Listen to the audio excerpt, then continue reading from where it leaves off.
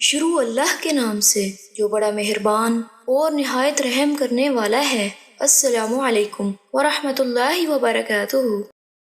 حضرت خارجہ بن سلط تمیمی اپنے چچا سے روایت کرتے ہیں کہ وہ رسول اللہ صلی اللہ علیہ وآلہ وسلم کے پاس آئے اور انہوں نے اسلام قبول کیا۔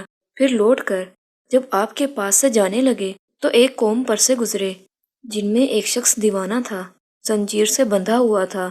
تو اس کے گھر والے کہنے لگے کہ ہم نے سنا ہے کہ آپ کے یہ ساتھی رسول اللہ صلی اللہ علیہ وآلہ وسلم خیر و بھلائی لے کر آئے ہیں، تو کیا آپ کے پاس کوئی چیز ہے جس سے آپ اس شخص کا علاج کریں؟ میں نے سورہ فاتحہ پڑھ کر اس پر دم کر دیا تو وہ اچھا ہو گیا۔ تو ان لوگوں نے مجھے 100 بکریاں دیں۔ میں رسول اللہ صلی اللہ علیہ وآلہ وسلم کے پاس آیا اور آپ کو اس کی خبر دی۔ آپ صلی اللہ علیہ وآلہ وسلم نے فرمایا، تم نے صرف یہی صورت پڑھی ہے؟ میں نے عرض کیا، نہیں۔